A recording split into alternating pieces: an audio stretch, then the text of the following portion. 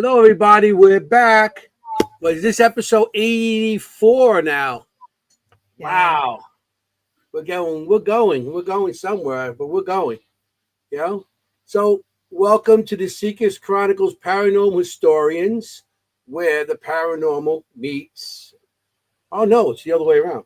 Where the history meets the paranormal. Do not, I'm not, It only took them 84 episodes. Yeah, it took me 84 episodes to ruin it. I know. I think I ruined a couple other episodes too. Hey, who cares? it is what it is. Same thing. You So, meet. yeah. So, my weekend wasn't great. So, I had a little procedure this morning. I did yesterday morning at the hospital. I'm okay. They said the doctor told me I got like another 10 years to live, and I said I can't finish paying him in 10 years. Because the bill's so big, so he gave me another 10. So he said I could last another 20, 30 years. So until I pay him off. But all weekend I was taking fasting and taking enemas and all kinds of stuff. So it wasn't such a great weekend. Yeah. No. It is. But there was a happy thing this weekend for you. Yeah. Well, yes. I'm sorry. It was a good Saturday. It was excellent Saturday. Don't get me. That was Sunday and everything, but Saturday was my grandson's second birthday, and we had a good time. We really did. We had he went to a gym, and they had a bunch of little kids, and they had him jumping around all these little, things with the kids jump around, at the gym, and they had a woman helping them out and stuff. Then they had then afterwards we had a big barbecue at my son's mother-in-law's house. So it was nice. It was very nice. Plenty of food and everything. And then Sunday I had a fast. Right. So, but that's wonderful. Happy birthday, Ian. Yeah, it was very good. It was a nice weekend. Everybody in the audience, hello. Thank you. Thank you for coming. Hi, everybody. Coming in. Hi there. So welcome. We had a good time. So, but yesterday changed it, and today I feel a little mushad and everything. So, yeah. Now for those of us who are not Italian American, what does that mean? Because my husband says it all the time. Mushy, like not feeling. You feel mushy, like not so happy, not so good. No, like mushad, like you're mushy, like you're not 100%. You're just like, okay. Well, Gibish? Hopefully this will make you feel better.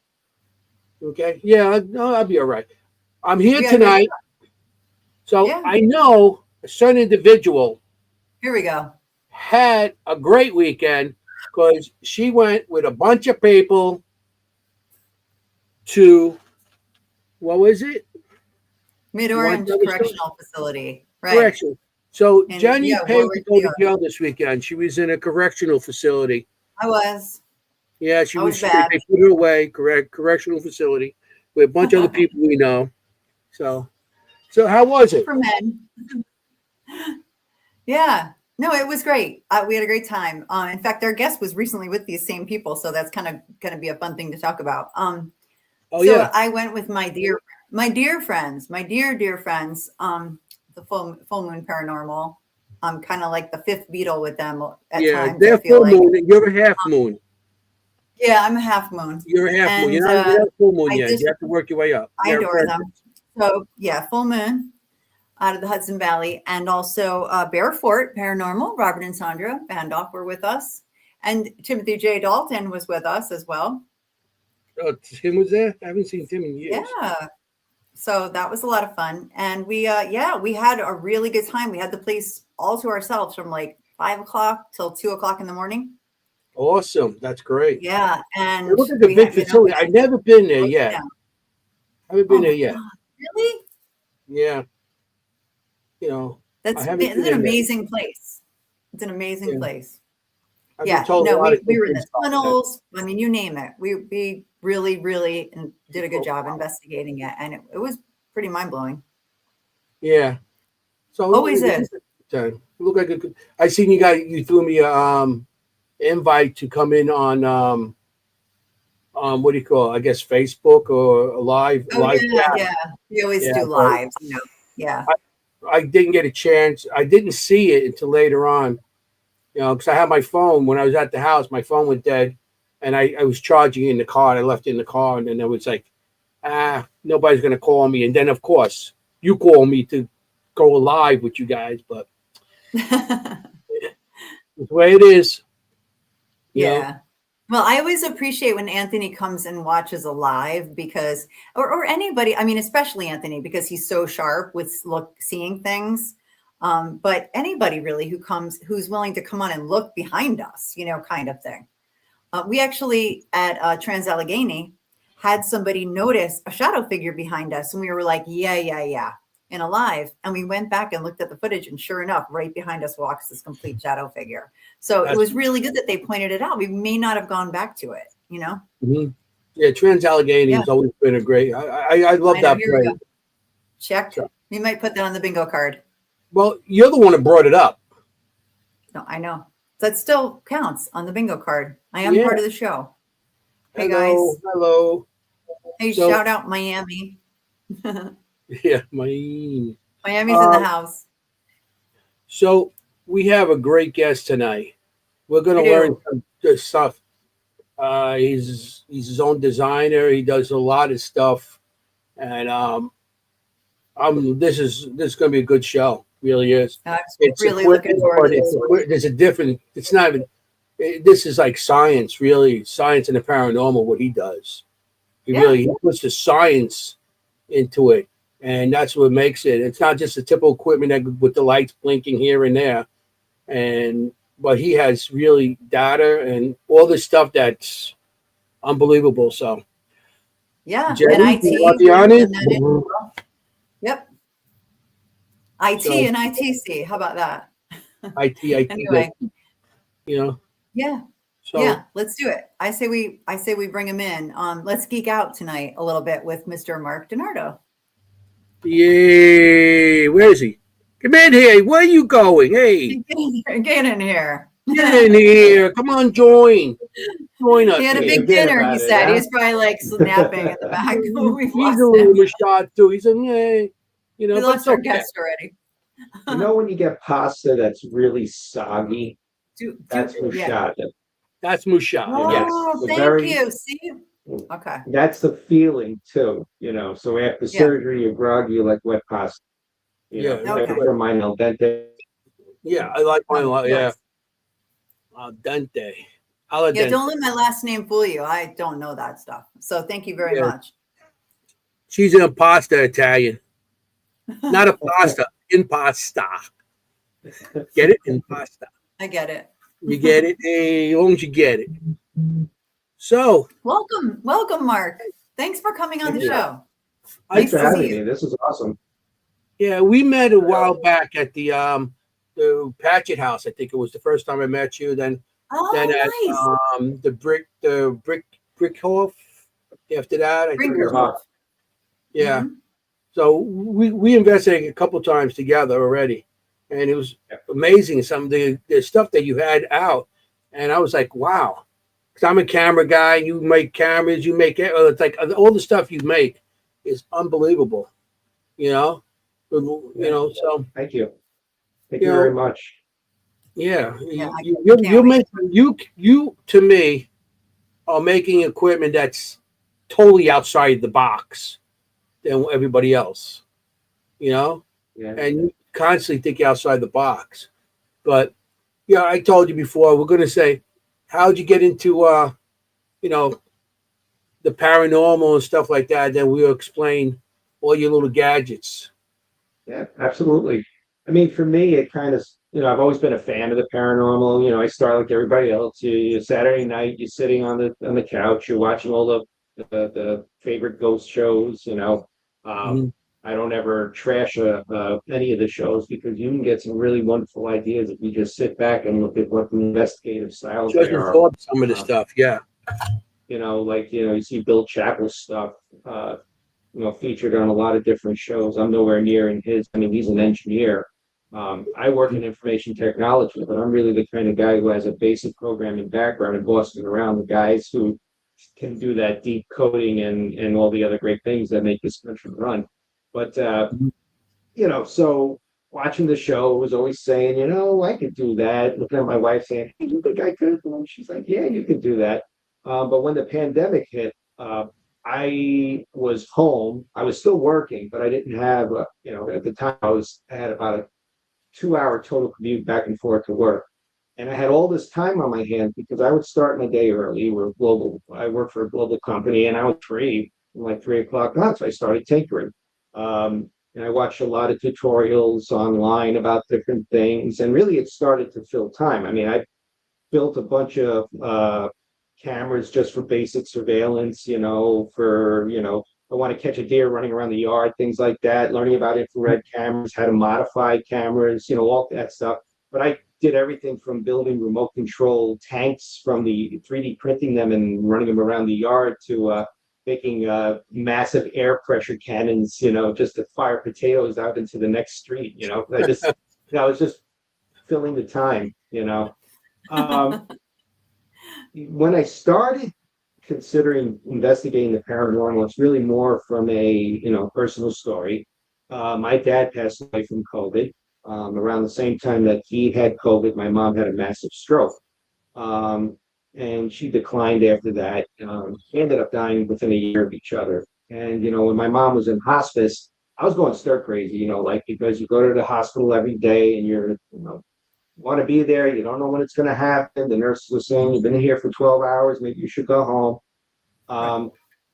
So, my wife was starting to worry about me because I'm like, she's like, you're sheltering in place. You're shutting down because, you're dealing with all this stuff, healthcare proxies and all that fun stuff that goes along with it. So long story short, she said, find something to do, get out of the house. And it's like, all right, well, and she said, what comes to mind first thing? Don't think about it. He said, no, I want to try ghost hunting. I've always wanted that as a thing. It's like, good, find an event and go. So my first event was I just paid to go to a full moon paranormal event. It was the Walden House. And they were very nice. Like, I didn't know anything about anything. I had a couple of basic things, pop camera and a couple of cat balls, nothing really.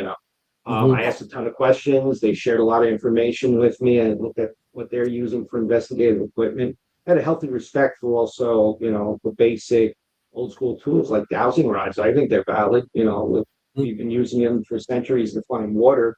There's got to be a metaphysical connection there. And I caught an EVP my first time out on just a basic Amazon recorder. So after that, I just said to myself, this is a lot of fun. And then I started looking at all my, tinkerings, I call them, because they were all over the house at that point, because the more stress I was under with the whole situation, I just started, my hands were always busy. I'd be on conference calls and I'm still, for work, I'm still making stuff. That's the one thing I miss about working from home, but it is what it is.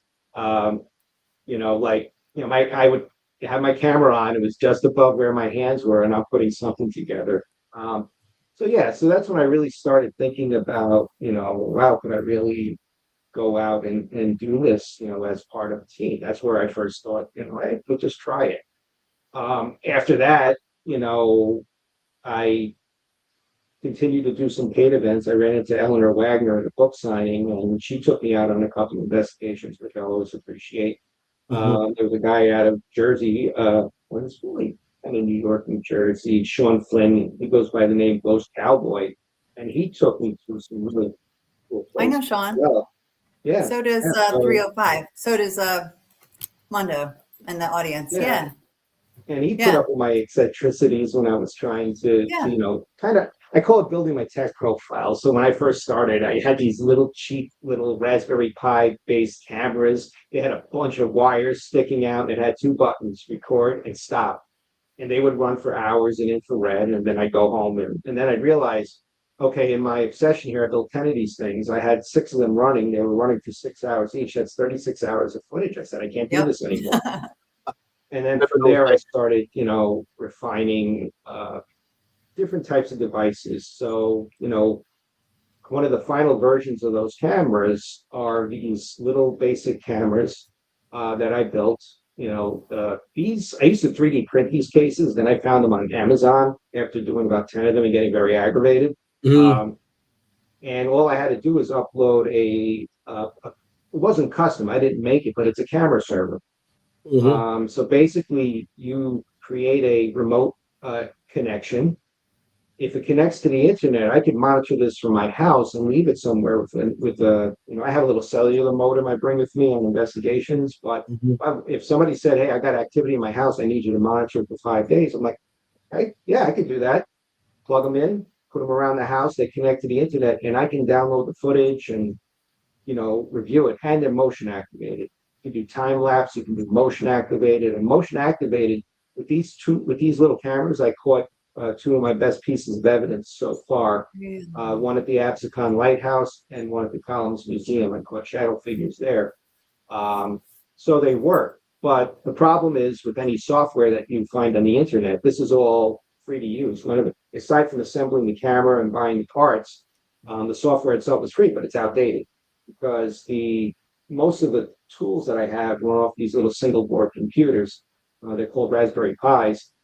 And as the software updates, they start retiring the old, they call them camera stacks. So the software becomes out of date. I can't upgrade them. They got to stay as there is. There's a little button and then it says update. I'm like, oh, don't touch that because you'll ruin the cameras. Right. So that's how I started, building a lot of different things. And then, during that journey, I decided, maybe I can do this as my own independent group, So I one day just came up with a name, Third Power Paranormal, really kind of doing the science, the technology, environment, the metaphysical part of it. I firmly believe, Anthony, with your sketch artistry and people that have those extrasensory perceptions that they can perceive things beyond what technology can do.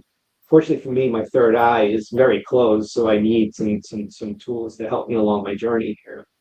But yeah, I mean, my journey really was about, seeing my parents go in a way that wasn't pleasant for either one of them, and you start to think about the afterlife. I was painfully aware of my mortality and, sometimes a validation that there's a spiritual plane out there that, makes you say there's more, it's not that you're going to just, age and end up in a bed and that's it. That's your whole life. Oh man, I hope I did everything, Right. But I do after that, I do live my life a little differently. Last summer, like I said, I got laid off for a few months and I was like, hey, severance package is pretty good.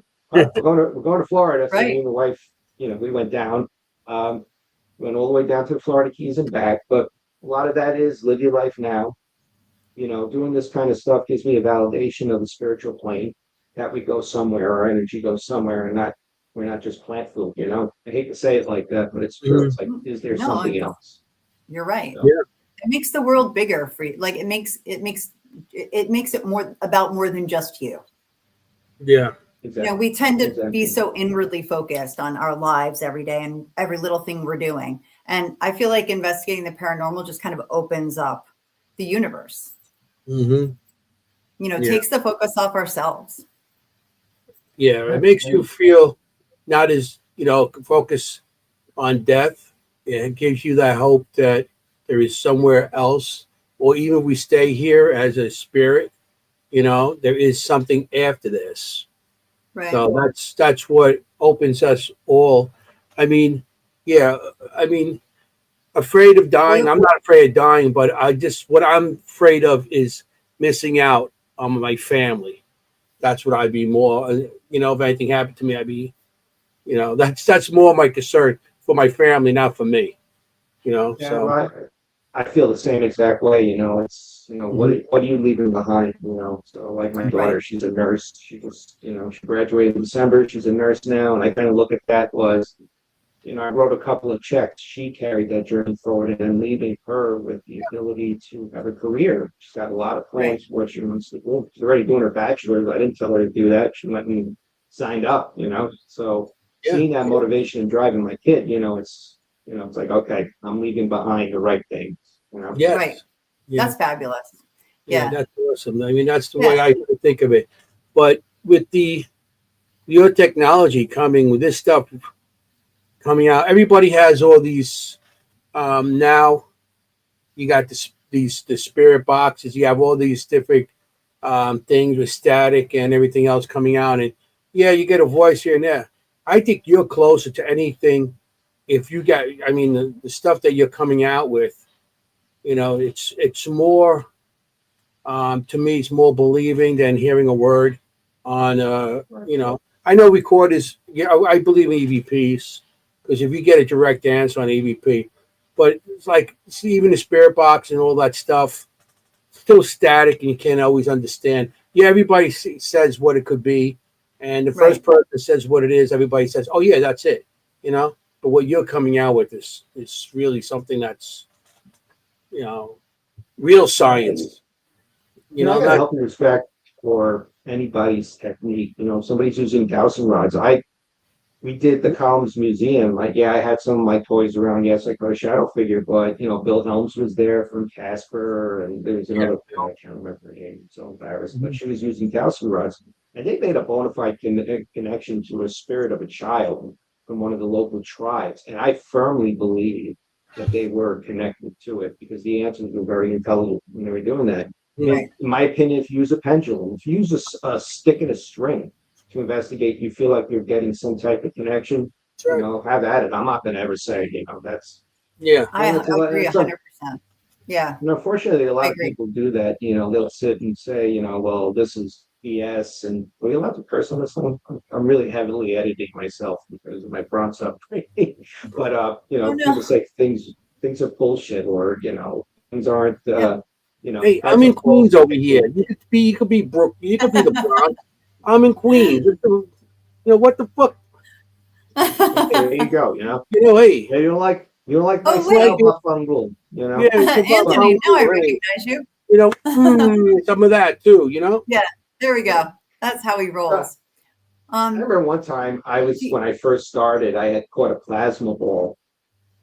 And it's different from an orb. This had and the fact that there was a forced air conditioner in the room that was blowing the other way. I had this plasma ball coming across the room and picked up on one of my cameras. So Oh my God. it had enough of an energetic signature that the camera detected it as motion and went off. And I was in the middle of showing this to somebody. Orbs are bullshit, and I didn't explain the fact that actually I've got a couple of alien tattoos. I'm just answering the question. I have one on here. Yeah, no, it's good. That's Adam. He's our regular viewer in Texas. I have one on my leg as well that I can't get my leg up in front of the camera, but yeah, and then I got this one I kind of immortalized my journey in the paranormal with my wandering spirit. So. I love that. Pretty cool.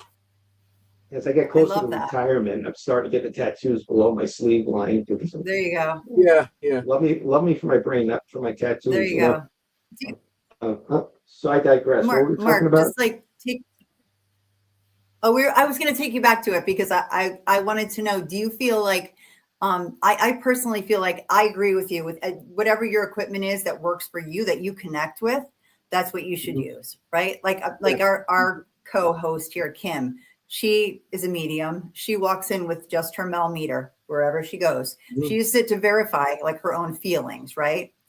And that's all she uses is the millimeter, but she's so connected to that millimeter. I mean, she is a doctor, she's a scientist. So, she appreciates the technology, but do you agree with me do you agree that people should use what they connect with, right? Like if it's a feather, use a feather. If it's whatever it is, kind of thing.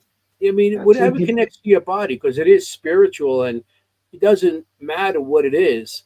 But I mean, and I'm a camera person. She knows, everybody in the audience knows that, because all we talk about is the cameras with the body cams and everything.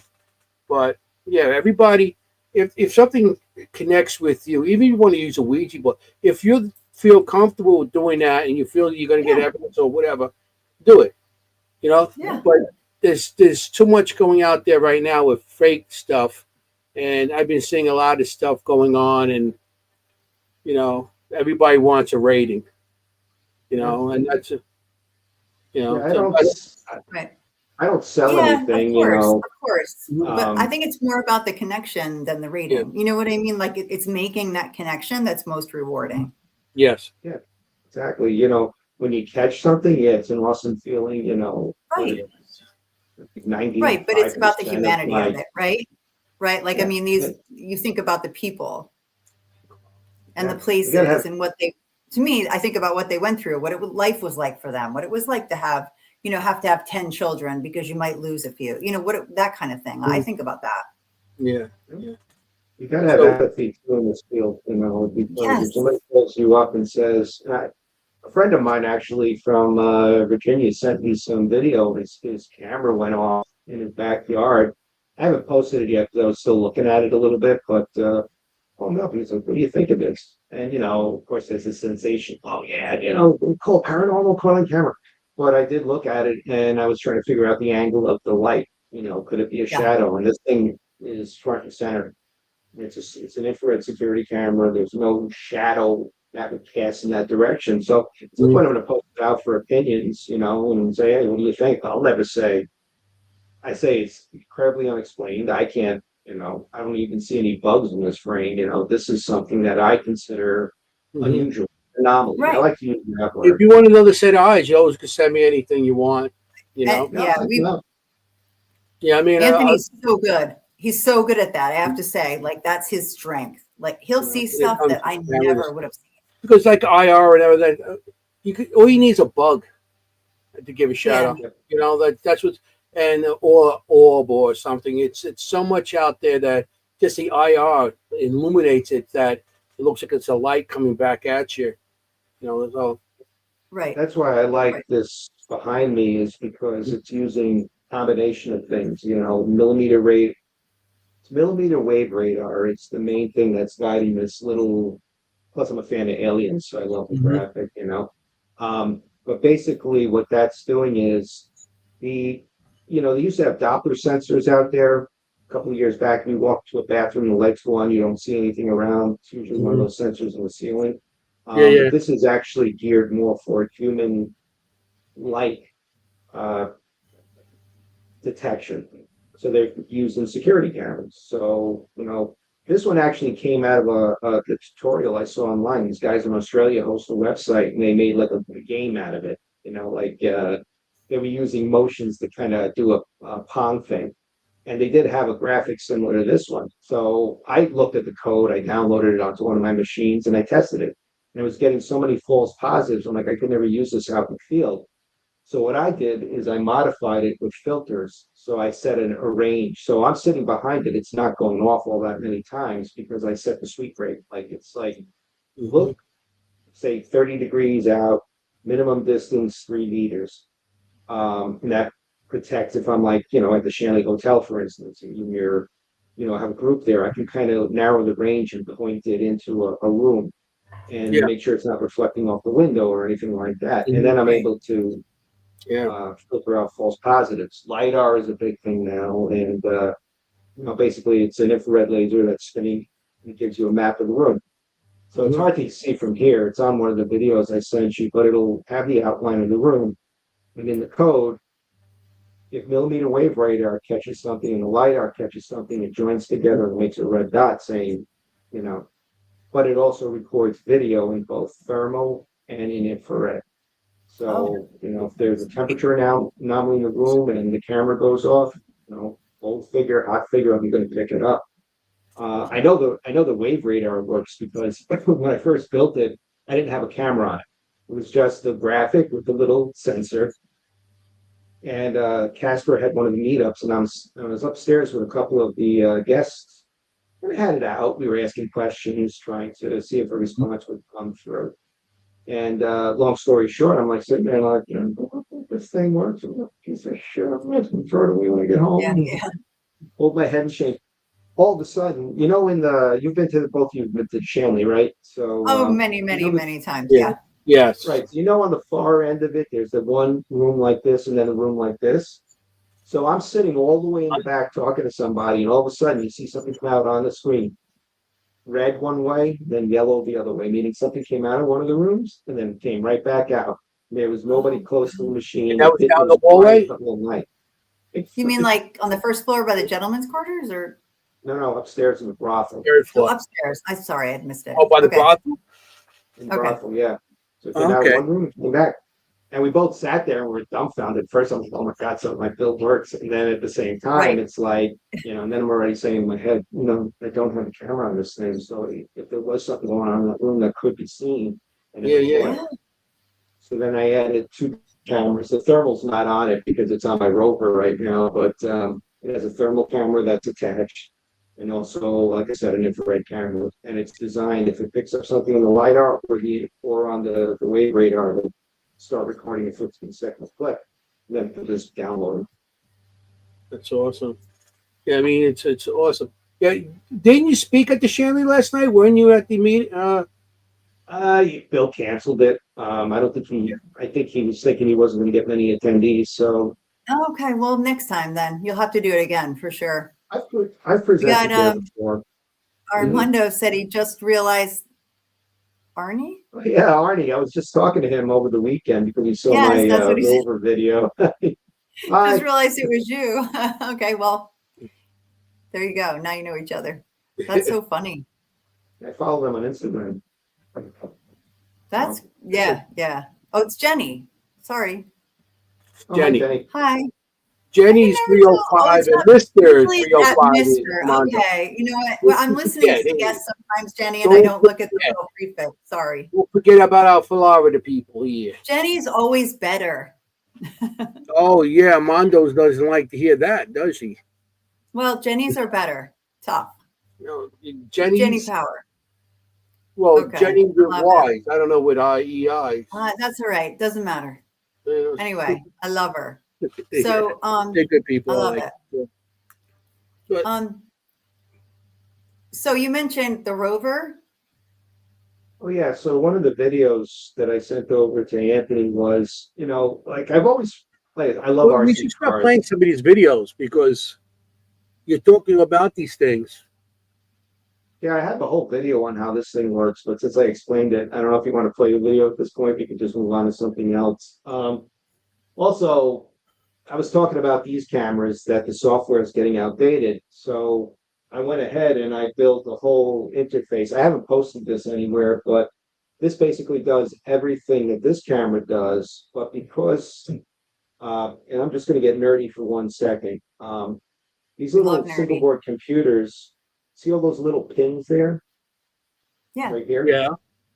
You can hook up all different types, and they call them general purpose input output pins. What it means basically is you can take sensors, plug them in here, and the Pi can read them.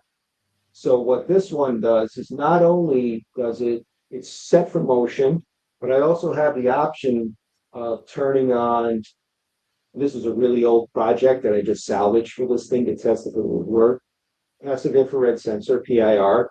All those little coffins that sing and do everything because it detects a change in the temperature.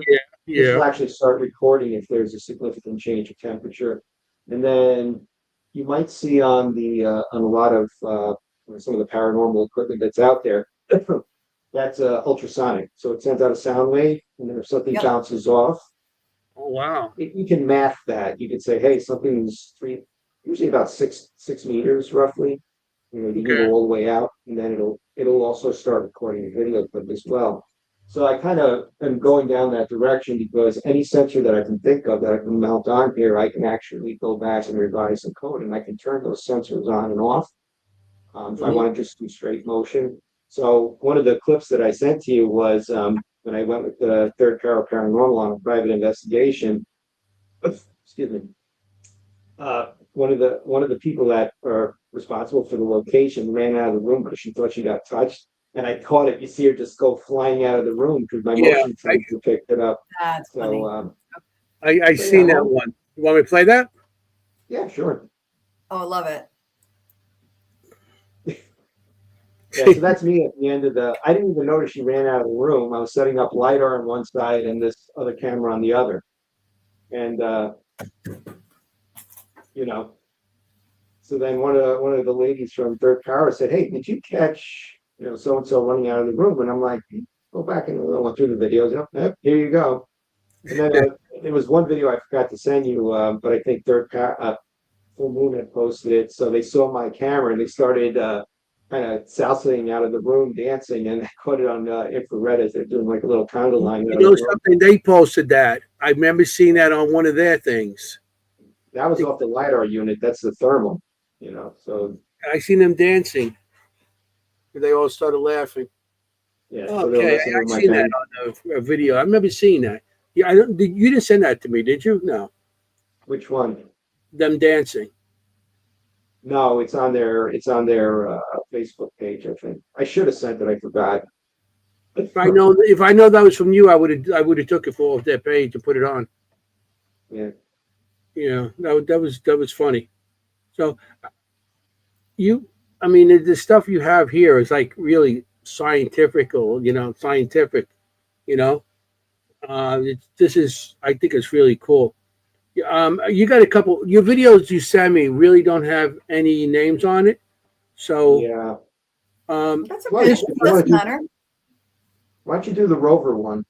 You should see Oh, like looks like a big RC car on the front of it. Says okay. Paranormal Project Part One. It's in the title of the video. You can play that one if you want to start there. okay. Trying to figure out which one's which. I have a quick question. You said you could set the range, like so you can set it to what's the range you can set it to?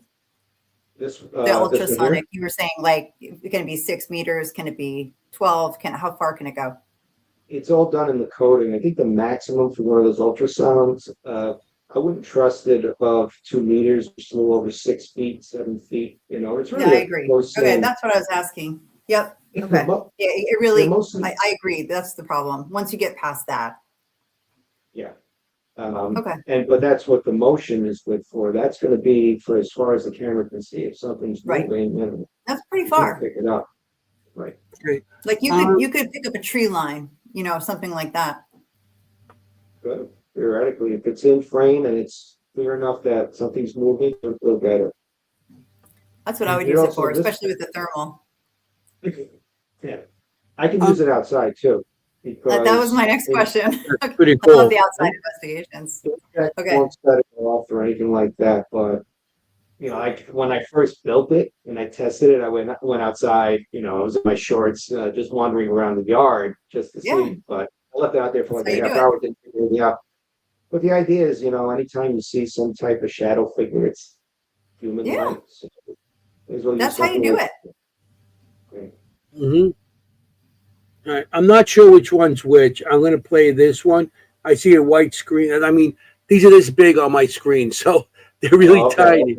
So I'm trying to judge it because when we don't have any markings or names on it, it's I'll know hard. for I'll next put time. it first.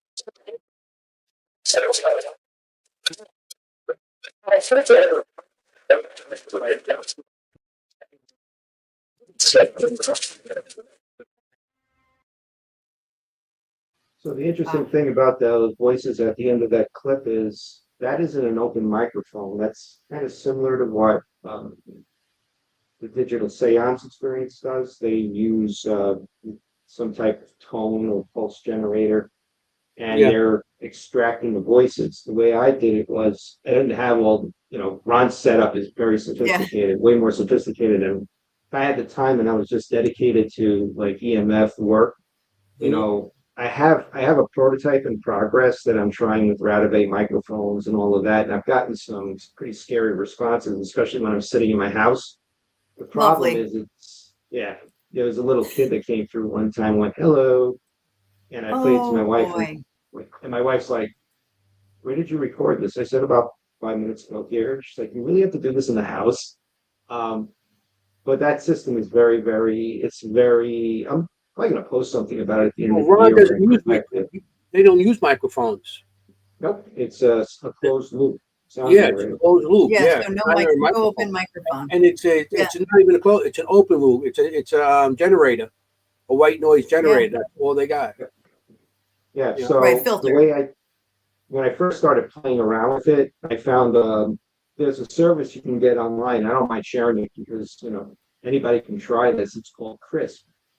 The software is designed to be used for conferencing. So if you're driving in a car and you have wind, or background noise, the software is very good at taking that sound out. So when you feed something like the sound of the pulse generator or white noise generator through there, it's pulling out a lot of that noise, and you're finding what's under the covers, and that's what that all was. And if you really listen to that with like headphones on, you can really hear different voices, which basically Absecon Lighthouse's history. They had people die in the home.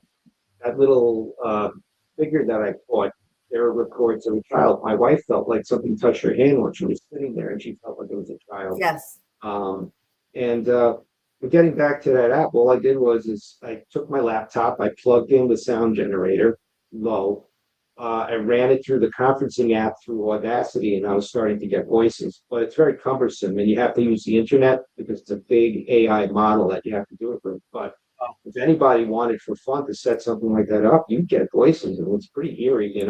What's the program called? It's called Crisp, KRISP. Yeah. Right. Oh, okay. But I That have is a unit that. I'm sorry. Go ahead. No, I was going to say that is one of my favorite locations, and I've been there maybe 6 times. Like, I love it so much. And there is that story, the reports of that little girl, especially in that corridor just before you get to the lighthouse itself. And we've gotten a lot of evidence of that. So I loved seeing your figure because I've experienced her in a way, in my own way. So that was really meaningful to me. Thank you. And there was a lot of corroboration. If you watch the whole video series I posted, I have a YouTube channel. I don't do many of my own hosted investigations because I just don't have the time. Because it's like if I'm making this stuff and then I'm using it for evidence collection and then reviewing the evidence, it doesn't leave a lot of time. And we all have day jobs, so But that place was well worth the time. It was. I used a psychic medium. Her name is Melinda. She's based out of the South, I believe. And she called in cold. I didn't tell her where I was going to be. I said, hey, do you want to? I just took I one time went out and asked if anybody wanted to join my team. And she said, I'd be happy to do, investigations with you remotely. And she not only, and I wrote it all on the actual video, and that's part 3, where she starts naming names, she starts talking about events, and she had no idea I was going to be at the lighthouse until I told her. And I was like, she wouldn't have had, like, she had literally 2 minutes before I told her where we were going to be to that. Long story short, a lot of the corroboration came from some of the EVP work, the evidence of the little girl, personal experiences, and of course the video evidence. And Melinda was spot on. She was I had a book, or not a book, like pamphlet with all the names of people that were noteworthy and were died or had some affiliation. She named like 5 or 6 of them, and I was like, oh, Wow. Pretty amazing, you know. Right. You had the whole disaster there. I mean, like so much happened there. And it's such a gorgeous location. And I love it. I love it. I really do. Just curious, were any of the names Grace? I don't think so. I'd have to go back on the videos of 2 years ago. So that's just so interesting because when we were there, we had through a spirit box, we felt like we kept hearing Grace, Grace, Grace.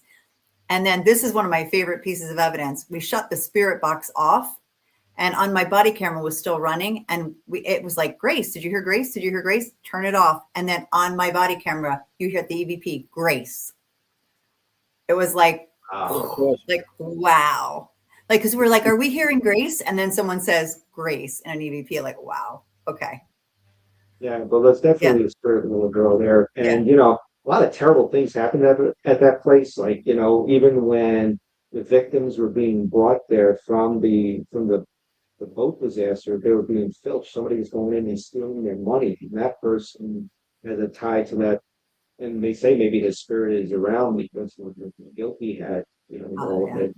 So there's a lot, and that's one of the first investigations. I don't usually read up on the places. I kind of go in, it's like, don't tell me anything, I'll look it up later because I just want to put out my toys and see what I find, and then see if anything kind of corroborates. But everything just came together.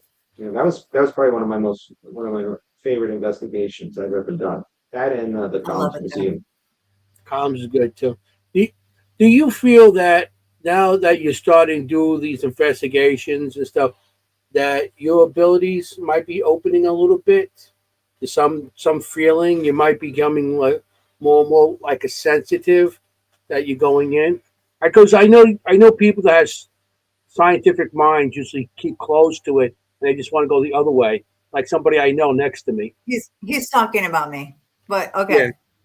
But I mean, they close up on it because they it's like I said with her, it's like it's a battle.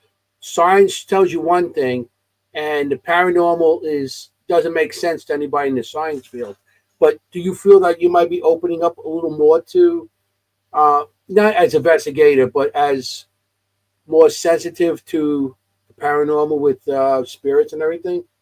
It has to be intense. Like, going back to the Shanley Hotel, for instance, the third floor where, I remember even before I was investigating, I went up there one night just with my wife to stay over. And, nice. I went up and Kelly showed me that floor when they pulled down the stairs all the way up. The third floor on there. That's what the most active floor. So the first time I went up the stairs, I saw, as I was coming down, the stairs behind me were creaking, not from my footsteps. And I just felt like I was going to get pushed down the stairs. And when Kelly used to open it up for the Casper meetups and I used to stay up there, thanks, Phil. He used to send me up there. Like, hey, why don't you host the group on the floor? Let's go up there. That floor gave me the absolute Shut the door. And bye. I would when the groups came down, I would just wait on the second floor for the next group, and then I would go up with them. And then the last investigation of the night, I would just start packing up my things at the end so I could just get right out of there. That's the only place really that gives me the creeps. But like Mid-Orange Correctional Facility, I did that a few years ago. The nice thing about that is you could pay to go on your own, and it's so big you can pretty much find a spot and be by yourself and do whatever investigations you want to do. You camp out anywhere you want. Yeah, the only place I chickened out there I think I saw Tim. Tim Dalton was down in that long tunnel. In the tunnel. Underneath. I got about halfway through and I was shining my light. And I'm like, you know what? My light is not even reaching the end of this tunnel. Now I'm going back. And I just turned around and left because I was like, you think somebody might be walking behind you and then it's all over. like, oh God, don't turn around. Those tunnels are creepy. Even like I don't tend to be scared ever, but those tunnels are pretty creepy. Yeah, I haven't been there yet. So I don't know about sensitive, like I said, I always joke about my third eye. I think, I also have busy brain. So like, and sometimes people think I'm being rude because you I'm thinking about four or five things at the same time. So I don't know if I have that ability to quiet my brain long enough to really take it in. But I am trying I to love that meditate more. expression, busy brain. I'm going to use that. It's so pleasant. Yeah, my wife. I'm not going to say Brain. that does fit you. My wife calls it squirrel moments because I'll be, in the middle of conversation, I'll think of something else and I'll digress, and then she's like, "Can you just squirrel?" And I'm like, "Yeah, I Oh my squirrel." God. He calls me Bing Bing. He's like, you're like Bing, Bing, Bing, Bing, Bing. Never still. Yeah, yeah. I like busy brain better. Yeah, I'm with you. I'm with you, Mary Beth. Yeah, Yeah. it's true. It's true. If you don't have it. I can so relate. I think about that all the time. Do I have a slight bit of ADHD? Busy brain. Do you think we're going to get all crazy now because it's been almost an hour? So let's do it. Do you feel like you could be hypnotized? No. Or you feel like you couldn't ever shut that off, that conscious brain? First of all, I don't like people walking around in my head. You know what I mean? Like, okay, good. Regard, I don't even think I would sit. If somebody came, you're getting sleep, get away from me. You're not doing that to me. Yeah. I'd be afraid of losing something. You know what I mean? Like, right. Oh, control. Yeah. And so, but the reason I asked that is because are you giving up control to let your third eye take over? It's the same kind of idea to me.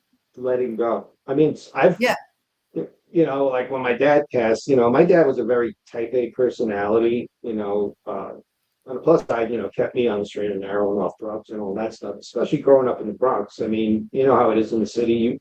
You have your really close friends that got your back always, but you also know that guy if you needed a bag of cocaine and a gun, you know who to go to because there are people a guy that knows a guy, you know what I'm saying? Yeah, he knows a guy. But especially when he got sick, I had already started doing this for a long time. Once you have kids, you mellow out. But what a Dodge Charger, traded it in, what a Challenger. I did all the crazy things because I'm like, let go. I mean, but I've gotten better, but I don't know if I can let go to the point that all that stuff comes in. Yeah. Same. Mm-hmm. Yeah. We got a couple more videos. I like to play because I know you want to do a live demonstration, don't you? Didn't you want to do a live demonstration? I wanted to just talk about them, but if you could find the Rover one, that'd be great. Okay. I'm not sure which one's the Rover.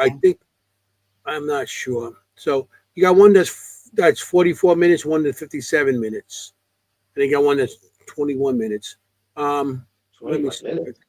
Oh, that might be the one. It might be 2 minutes. 2 minutes. It's roughly 2.5 minutes, that video. That's okay. I'm going to play that one.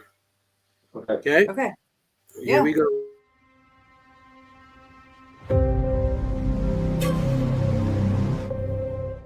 Right. Nope, that's the wrong one. Okay. No, but if we have time, I'd like to see that one again, or I'll go on YouTube. Okay, here we go. We're going to try this.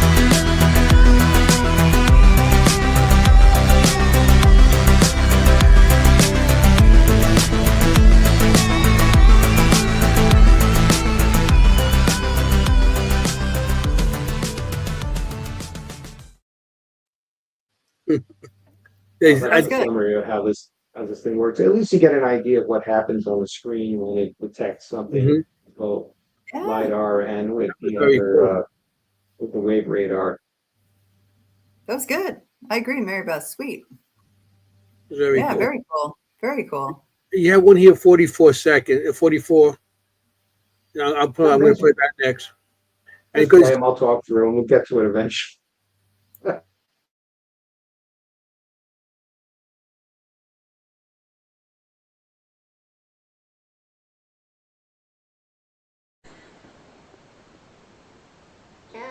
Anna, you were really mad at that girl yesterday, knock that robot over. Holy shit, I hope somebody was recording that. Did you get it? No. Holy shit. I had mine off. Can we do that?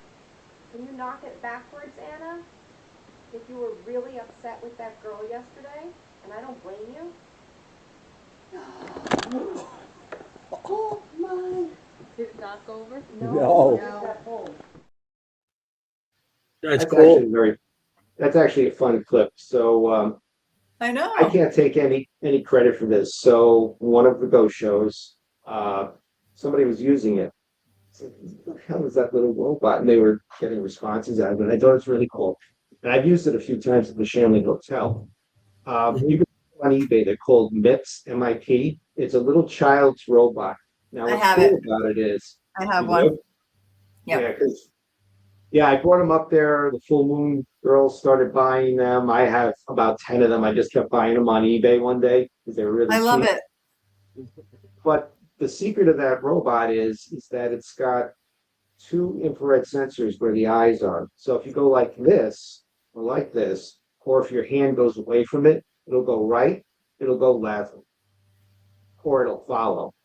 So that video, Kelly was up there, and apparently that weekend, there was an argument between a couple because they were encouraging one of the brothel spirits to sit on his lap, and the girl got extremely jealous. She got up, stormed out.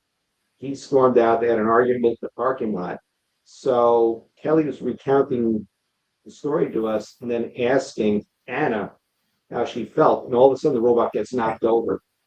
And when I went, holy yes, I hope somebody was recording it. I actually was, because I had one of my little cameras on the table. So I caught it. And I had a cop cam on at the time, and I caught their reaction when they saw it. So I just split the 2 videos together. But that's an example of a kid's toy that you can use. I think it makes an ideal trigger object. It does have sensors in it, so you're getting that all done for you for free. Yeah. And it works. Mhm. We used it at the Clemson Brewery. Full Moon Paranormal had invited me to help, because they had a big crowd, so I was hosting a few of them. And I had the wave radar going. I also had one of those robots, and then there's a young kid that hangs out with that name. And I ask every time when I see them, it's that girl that comes with you on some of the investigation, a younger girl. She was there with a couple of her friends, and they kept asking questions, and they started talking. Can you make the robot move? And all of a sudden, you see that thing jet across the room. And all the while, on this millimeter wave radar, we kept getting a sensor reading all the way in the corner. And it was about almost at the max, which is about 10 meters I have it set for. So it couldn't have been any of our biosignatures because we were all sitting back and the sensors forward. So, that's one of the times I wish I had my cop camera on me because, Yeah, the body cam. I was getting sensor readings, we were getting interactions. But yeah, to Mary Beth's point, kids' toys can be the best thing to interact with. Oh yeah, I'm very big with the trigger objects. Between dolls and toys and stuff like that. I'm very big with it because that you bring those on those investigations, children, even adults can relate to those. True. Especially, and at hospitals or the penitentiaries and stuff, because at these places, especially hospitals, when they used to see something coming in that could light up or anything, a lot of these patients, especially the handicapped patients, know that as something that could hurt them. So when you come with things laid up, so if you come in with something that's more manual that doesn't have any lights on it, you could probably get stuff. They'll come to that instead of an object that might light up or make buzzing sounds. Because at hospitals or penitentiary, it could be something that's going to hurt them. So I could see them coming to something that's less, electronic.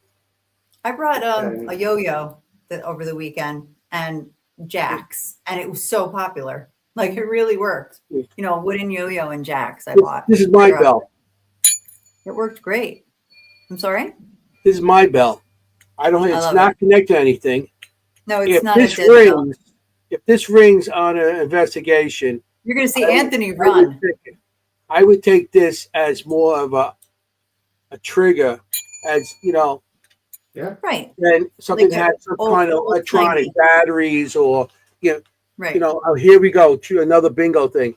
But being an electrician, you look into that Here we go. kind of stuff. Yeah. He doesn't know about the bingo game. So We have a little joke on the show that every show, no matter where the guest is from, they could be from Arizona, they could be from Montana. For whatever reason, certain themes come up. And we were joking that we should have a bingo card. But on that bingo also is Shanley came out quite a few times tonight. Shanley Shanley's one of is the on bingo there. card things. Shanley Hotel is on there. You haven't said a couple others that I won't say yet, just in case you say them. No matter where you're from. And one of them is Anthoiny saying he's a retired electrician. So there you go. That's when I did the check. I just say that not to show that I don't know why we came up with the that bingo helps card. me on investigations. Yeah. This was a Kimm thing. Current and electricity and stuff like that. No, it's just themes. I think it's really interesting that no matter where people are from who come on the show, you're from New York, so that's not too far. But so it's kind of obvious you're going to say things that we know. But even people from far away, they're like, hey, have you been to, I'm not going to say it just in case you say it, because I'm going to do a big check when you say it. Yeah. Anyway, go on. Have you ever been to a cemetery, Anthoiny? Yeah. You know better than that. I've been to many. Have you thought about taking that to a cemetery? I mean, I don't know if you even think cemeteries are haunted. Some people don't. This thing, any of these? I just haven't had a chance to. I've done EVP sessions in cemeteries. I haven't really gotten any interesting replies, but that's part of the reason why I built. Actually, I'll hold it up. You want to meet my rover? I can't wait. Yeah. In fact, someone said something about you should put it on like wheels, and I think they didn't know you had done it. I think it was wrong. It's about the size of a small dog. So it looks like a lot of wires, but one of the videos I sent to you. So there's your LiDAR, there's your thermal camera. There is front and back infrared cameras. And there's a little, well, you won't be able to see if there's a GPS antenna on it. And one of the videos I sent you is this is totally beta. I've literally been working on it this month. The concept with this is eventually, because it has GPS and I can map to it, is to self-drive it. So let's say Gettysburg. You don't want to go out in the field with a ton of investigators. This will self-drive. It streams video to my laptop. It's not remote control. It's not, like a radio. It's unlimited range because it's got a cellular modem on it. That means that it is broadcasting to an application called Tailscale.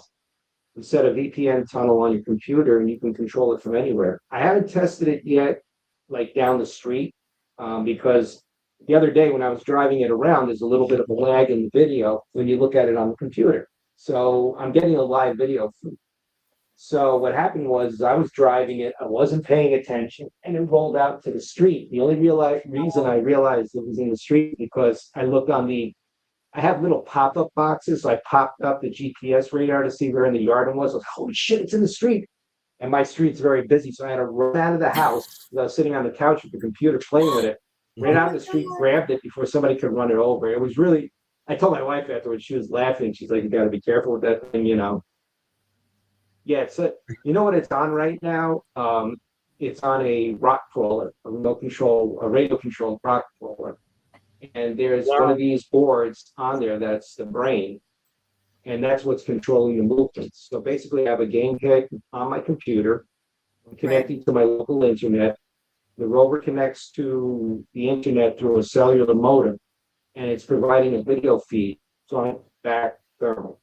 So there's a lag in the video now, so I got to reduce the video quality so it streams real time, which I already have it. I just got to, play with it. I'm working out a small power issue with it as well because could that lag be because of interference from the wiring and the battery pack? Do you oversize the wires? You still keep them like what are they, 24 or 14s? What do you keep on there? The wires, 16s. So the rover runs on 12 volts, and the drive battery is actually under the body, and it's away from the electronics. The batteries on the top actually power the Raspberry Pi, because it requires 5 amps, 5 volts to talk electrical. So it's 5 volts, 5 amps for 5 that. amps? You said 5 Um, amps? Yeah. 5 Are volts, you 5 kidding amps. me? Wow. Yeah. And The thing you is, got like Dr. Frankenstein's monster. That's like your baby. Oh my God. it looks like that Five. because what I did was, and the video shows that I 3D printed a bunch of plates, folded them together, put it on top of the rover, and just laid all the electronics, because I have a version 2 already, which is a 6-wheel rover that I had built a while back. I just kind of left it on the shelf.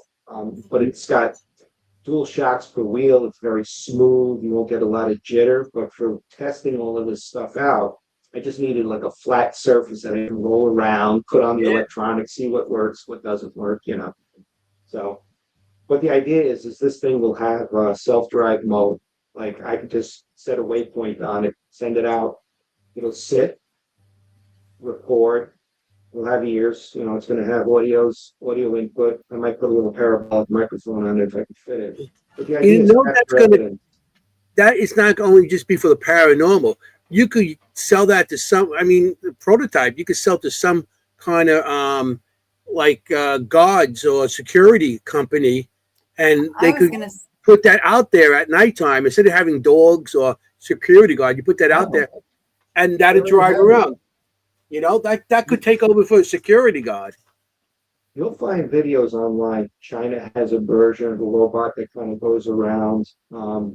When you go to Newark Airport, some of the parking lots have robotic security guards. They're basically small pods that run around the parking lot and just watch your cars for you. They have the ability to call. Stores now too. I call for see help. like Walmarts and stuff like that. Yeah. But this is Yeah. the idea here is it's a platform to try different things, like millimeter wave radar I can put on here, a little sensor. It's only about this big, and you can get data from it. But it has to be stationary. That's the one thing about these sensors. You can't move around with them, otherwise it freaks out and doesn't give you an accurate reading. With stationary, you park this thing, your eyes, your ears, your senses, trying to pick all the things. But this was more of a, just a fun project for me, just to see what I can do. I had all the parts lying around, and I was like, I love it. Well, what do you think about the Tesla, in their car, that screen that they've been saying picking up spirits? Do you think that's? I did not hear this. Wait, say this again. What? The Tesla cars. I didn't know this. Tesla has it's been on the internet for a while. Tesla has a self-driving feature. I live in a cave, Mark. Clearly. It does. I live in a cave.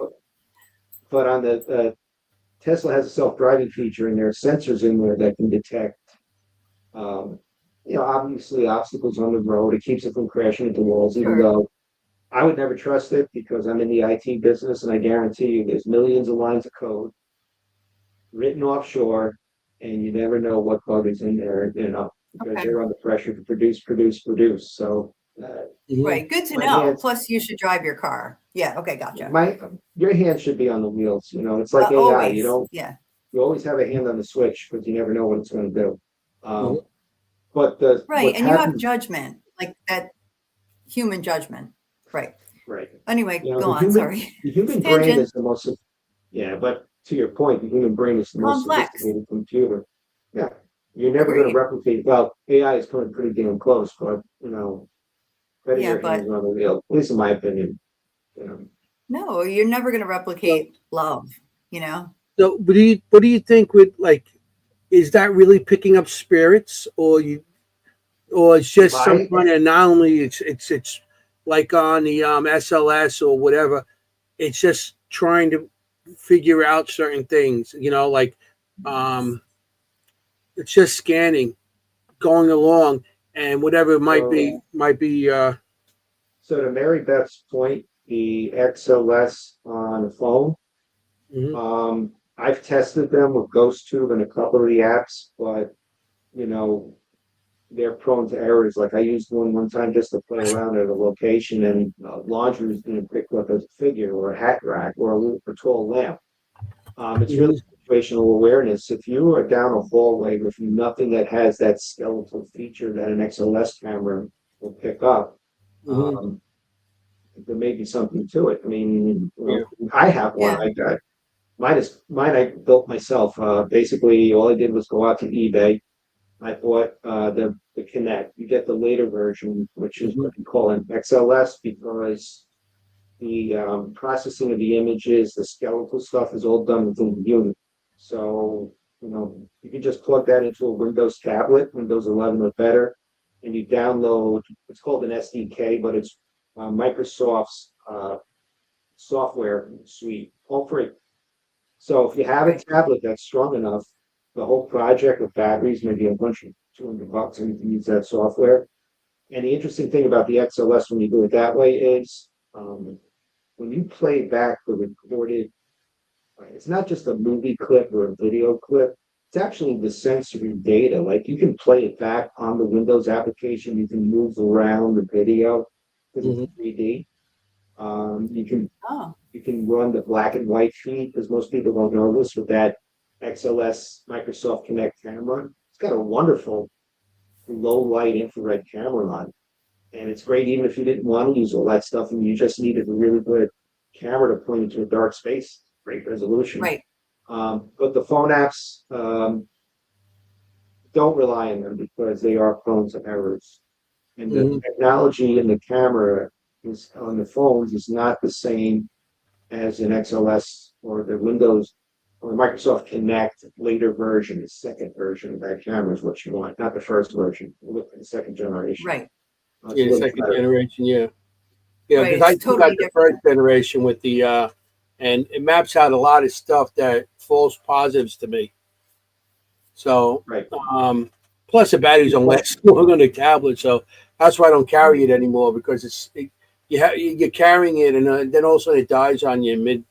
And a lot of these our investigations, we go locations that takes all night, and you walk in and now you got to carry this thing all over the place. So, and the phone apps like that, I can't see, because like on the SLS, you got the camera and it has this, it goes on, it maps things. It has the light from the from the infrared on it, which your camera doesn't have that. So, I mean, I could see maybe mapping on one or two things, but on a phone, but I don't. It doesn't have the same technology to me. No. Yeah, the later versions of the iPhones, like I think it's the 16 and up, it has some of that, but it's a very short range. It won't cover a room. It's got to be practically in your face for it to work. So, rather than invest in those apps, just get yourself a cheap camera, with the right camera or cop cameras today. The resolution is so good. To use that's one of the inspirations for this project is when you said you used to have a front and back camera. When I was building, I was like, I'm gonna do an Anthoiny Jennie here, put a front and back camera, because that's what the software board can allow. I mean, the hardware can allow front and back cameras.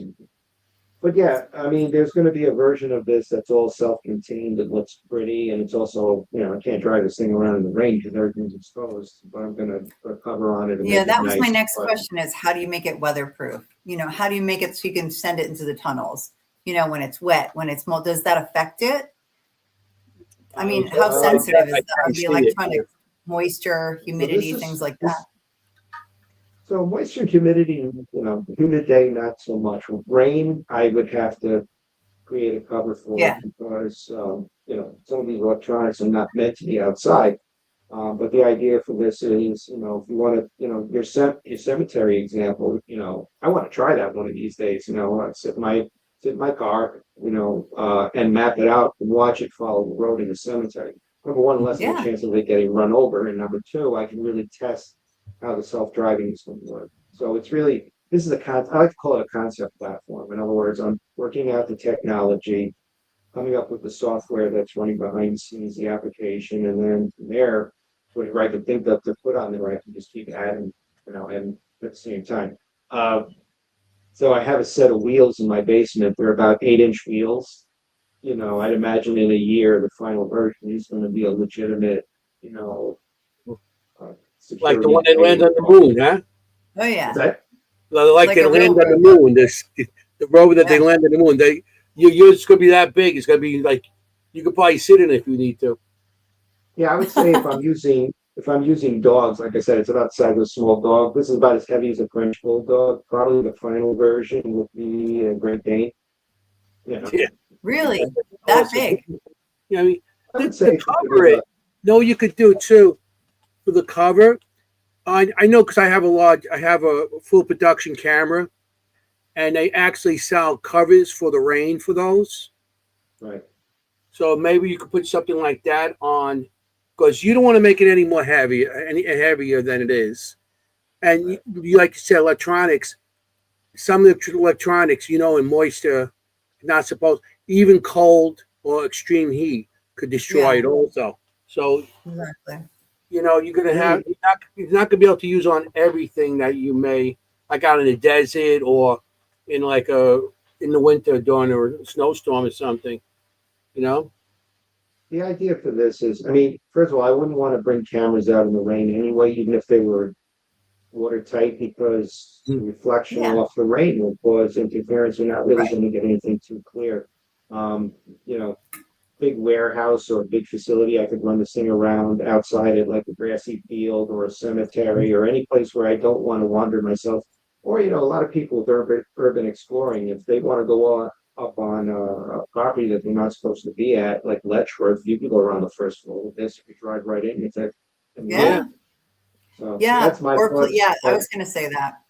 I call it guerrilla paranormal investigating. But yeah, like when let's say one of our guests was saying, one of our chat people were saying a place that's closed, closed at a certain hour, closed, we call it. Yeah. Or Letchworth. I could see this thing going for Bigfoot, cryptics. I could see this.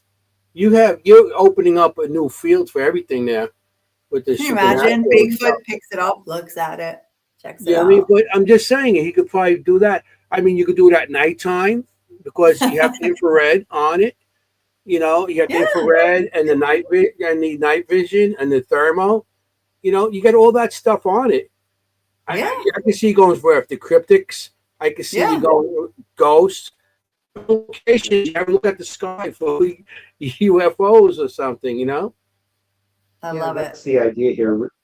I mean, it looks very raw, like you said, because it's a flat platform with a bunch of sensors on it and cameras. But I think it looks cool myself. Yeah, I think it looks cool. Thank you. I appreciate that. It does. But the dashboard really is what's great. When I look at this on my computer, like I said, I have to lower the stream quality because it's high quality video. I'm like, wow, this looks great. Wait a minute, why is it lagging? Oh, great, my Rover's in the street now. It's in the street. It's low underneath that Mercedes. In my neighborhood, I almost got hit by a car walking out to get the mail. So, but that's the idea. Like when you look at the dashboard, and I'll probably put videos up as I perfect it. Right now, the video I sent to you only shows, but the comments make me laugh on this thing. Yeah. Yeah. No, the void know that. Well, yeah, I was going to say, I thought they were video cameras. I'll get them one way or another. Wow. But like when you look at the dashboard, I can toggle all three cameras right now. There is a bona fide GPS mapping overlay that comes on. It's part internet because I need an internet connection to run this.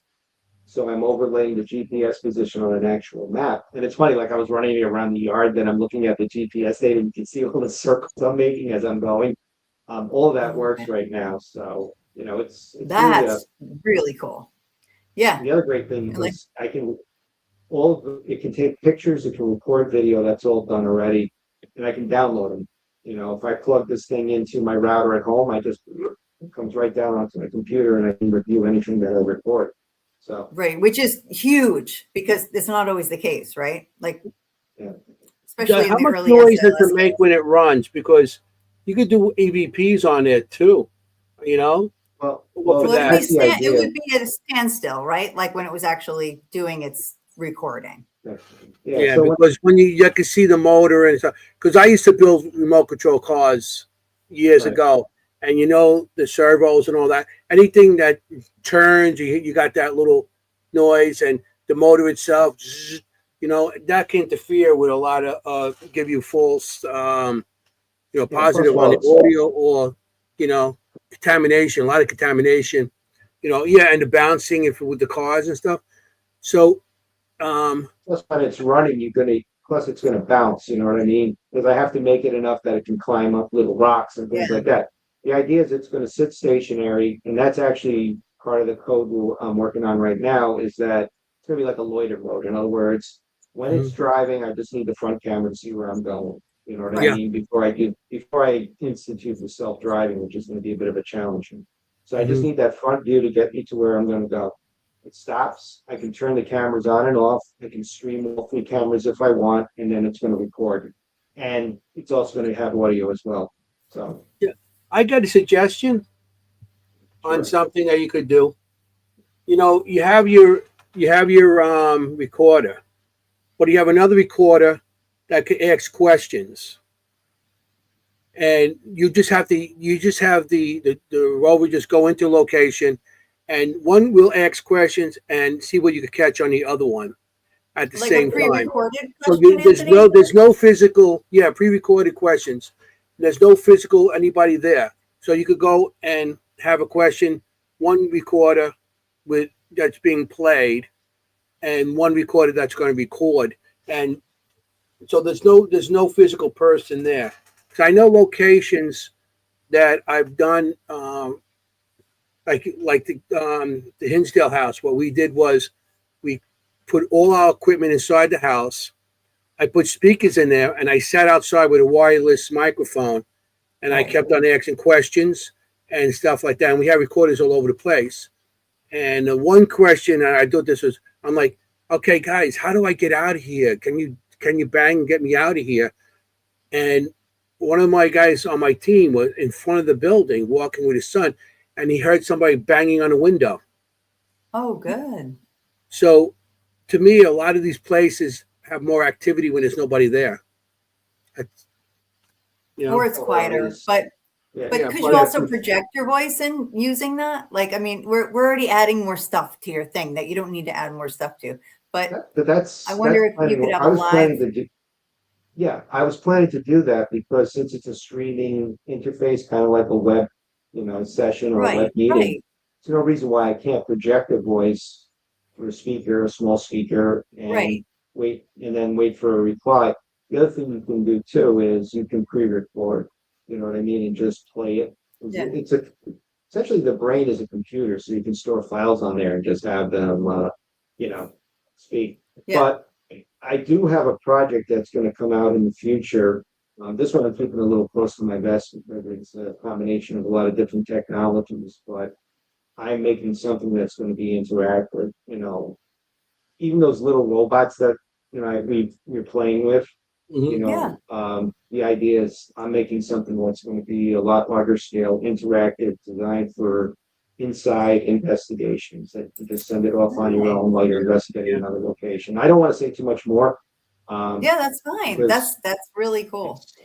I've already got $400 invested in the technology, so I'm just going to put it together. And again, it's not for sale. It's really, this is the kind of thing that I would, if it does work the way I think it's going to work, I would actually get a booth and a Paracon and demonstrate it. That's how confident I am in the project. So that's awesome. Okay, so when it's ready, I'll let you know and maybe even debut it here if you like. I'm happy to do that. So. Yeah, I mean, when it's ready, come back and show us. Absolutely. That would be amazing. I'm looking forward to see a lot more stuff. And if you need anybody to come along with you, just give me a call. Oh, I would love that. That's when you saw that one video where it said Third Power Paranormal, it said help wanted. I mean, I'm really there you go.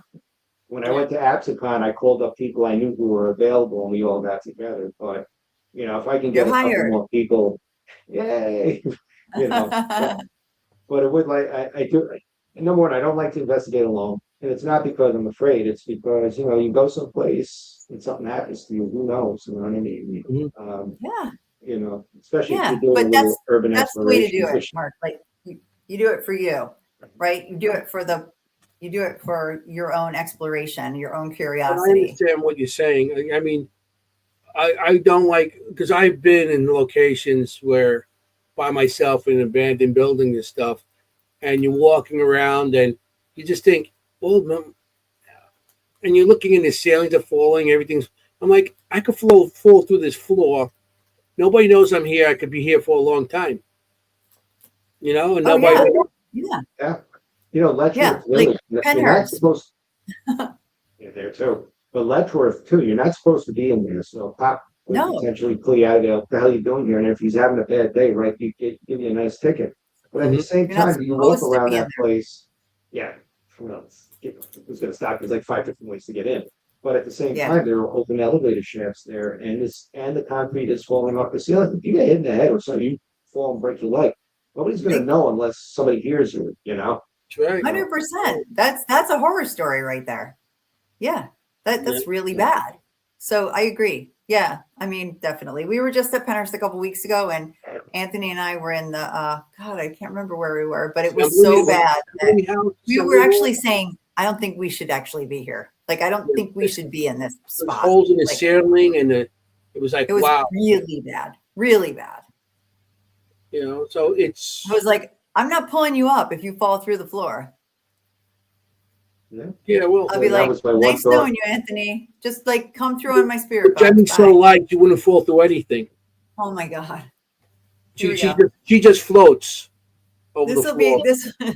I'm so light. I'm white as a ghost. I'm clear. He calls me like, clear. He says she's a shade of Casper, the friendly ghost. Oh my God. No, I would never leave you, Anthony. That's a joke. Never. No, you would. Some of the stuff I make is not very high tech. Mm-hmm. So I had this on my desk because it happened to be here. So I just demonstrate this real quick. Hopefully the batteries. Please. So this is designed to take pictures, and it's taking it in multiple spectrums. So the first one is infrared. That's infrared, I think. UV. Well, it's UV, infrared, and full spectrum, and all of the above. And it's snapping a picture every time that goes through one of those different spectrums. But that's a picture. Oh, wow. That's a picture. So you got the same exact picture in all three forms. Yeah. Yeah, well, actually, it's 4 because it's the 3 different spectrums and then all of them on at the same time. All of them on the same time, too. That's interesting. I like my cameras, so it's like anything with cameras, I'm so into. So a lot of these are based on this very inexpensive piece of equipment called a microcontroller. And microcontrollers, there's a whole bunch of them out there. There's a whole class called ESP32 cameras. And there's so many samples of code online. You don't even have to make the code yourself. If you know how to upload it to the little board and wire in a few extras, you can have a full spectrum camera. I 3D printed the case. This cost me $30. And nice. the camera I modified myself because you unscrew the little lens and you pop out that little filter, the IR filter. It's now a full spectrum camera.